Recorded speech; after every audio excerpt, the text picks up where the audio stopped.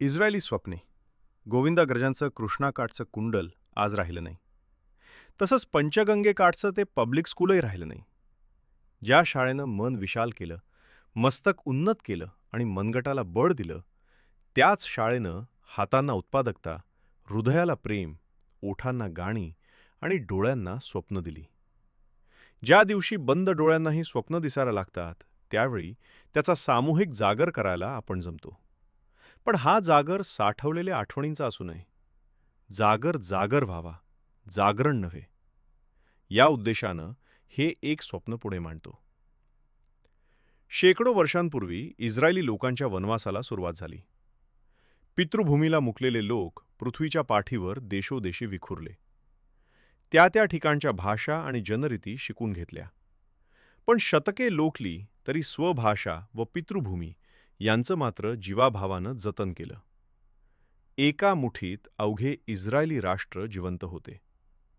भूभाग नसलेले राष्ट्र. भूभाग मिळताच सारी धगधगती स्वप्ने एकवटली. ते विद्यानिकेतन आपणा सर्वांच्या मनीमानसी भिनलेले आहे. स्वप्नांना भूमीची काय जरुरी? माणसाच्या मूठभर हृदयातच स्वप्ने पोचतात आणि एका उत्कट क्षणी त्यांचा प्रसव होतो. कुठल्याही भूमीवरील जिप्सींना कुठे का गाव शहर असतं, तरी ते विशिष्ट वेळी मैलोमैलांचं अंतर तोडून माळ रानावर एकत्र येतात. मुलामुलींची लग्न होतात, सण उत्सव साजरे होतात, भांडण तंटे मिटवले जातात आणि एक दिवस वारुळं उघडी पडतात, पालं रिकामी होतात. माणसांच्या व जनावरांच्या पाठीवरचे संसार चारी दिशांना विखुरतात. आपणालाही अशी इस्रायली जिप्सी स्वप्ने पडायला हवीत. स्वप्ने पेरा, नही अनुप्तम प्ररोहती. पेरा म्हणजे उगवेल. तुम्ही सर्वजण एकत्र या आणि एक जिप्सी विद्यानिकेतनाचा पाया घाला. तुमच्या विद्येचा, कर्तृत्वाचा एक अंश या स्वप्नाला द्या. तुमचे पाळण्यातले पाय मी पाहिले आहेत. तुमची ताकद मी अनुभवली आहे. 11वीला चितळे मास्तर होते. त्यांचं शब्दचित्र लिहून मी मुलांना वाचायला दिलं. चौकात आम्ही शिक्षक उभे होतो. इतक्यात ज्ञानेश्वर तेथे आला आणि म्हणाला, "सर, उत्कृष्ट शब्दचित्र, अतिसुंदर लेखन." अशी शिक्षकांची सुद्धा पाठ थोपटणी करणारी अनेक मुलं मी विद्यानिकेतनात पाहिली आहेत. अनेकविध शाळा कॉलेजांच्या चौकटी मुलांना तोकड्या तर पडत नसतील ना? आपल्या वाटा फार लवकर वेगळ्या झाल्या. शाळा व मुलं यांचा पुढील सहवास व अनुबंध व्हायला हवा होता. हे घडलं नाही. पण तुम्ही मोठे झालात, स्वतःला घडवलेत. आता तुमच्या मार्गदर्शनाची आजच्या तरुण वर्गाला, विशेषतः ग्रामीण भागातून येणाऱ्या मुलामुलींना गरज आहे. अशी विविध मंडळे स्थापन करता येतील. जेथून मदत मिळेल तेथून ती घ्या. सेवेची तीर्थक्षेत्रे उभी राहायला हवीत. योजक व्हा. स्वप्ने द्या. समाजातील प्रौढांना, ज्येष्ठ नागरिकांना सेवेची संधी हवी आहे. बऱ्याच वर्षांपूर्वी असा एक प्रयोग मी पाहिला आहे. काही तरुण आठवड्यातून एक वेळेचे अन्न घेत नसत. ती एक वेळ चहा, थोडा फराळ यांनी साजरी व्हायची.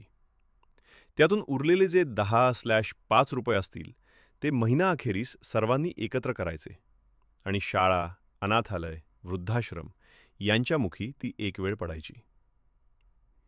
कोठेतरी सुरुवात व्हायला हवी. तुम्ही डॉक्टर, इंजिनियर, प्रशासक, प्राध्यापक, वकील मंडळी आपापल्या क्षेत्रात एकत्र याल. विचारमंथन तरी सुरू होई. ज्या एका उद्देशापोटी विद्यानिकेतन सुरू झाले, त्याच सहृदयतेचा, तळमळीचा स्पर्श तुमच्या कार्याला व्हायला पाहिजे. मग तुमच्या अनेकविध कार्याला एकटवही येईल. तेवढे बळ तुमच्यात निश्चित आहे. विचारमंथनाला सुरुवात करा. एका बिंदू इतके काम झाले तरी चालेल. आपण धडपडलो हे काही थोडे नाही. 38 वर्षांपूर्वी हातकणंगल्याहून विद्यानिकेतनकडे येताना आर्थर कोसलियरचं द गॉड दॅट फेल्ड वाचत होतो. बेचैनी वाढत होती. पौर्णिमेचा नसेनाका, विजेचा चंद्र जरी हाती आला तरी जन्म कृतार्थ झाला असं आतून आश्वासन मिळालं. राजे मास्तर, चितळे मास्तर, पर्लबगचे जिओफ्रे मास्तर, शिरोड्याचे भाऊ मास्तर यांचं भाग्य कपाळी नव्हतं. पण त्यांच्या पावलांवर 4 पावलं टाकायला मिळाली, हे काय थोडं झालं? मला तुमच्या स्वप्नांच्या खाली पायघडे अंथरायच्या आहेत. सेवेची ही संधी द्याल?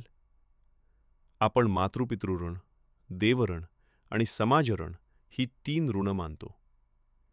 कर्तव्य म्हणून भक्ती अथवा भीती पहिली 2 ऋणं शक्यनुसार पार पाडली जातात.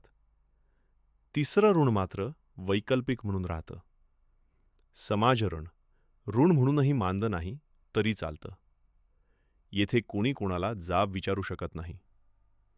विंदांनी तिसऱ्या ऋणाचा हात रसिकांच्या हृदयाला घातला आणि घेण्याना देणाऱ्याच्या हाताचा परिस्पर्श विसरू न देण्याची जाणीव करून दिली.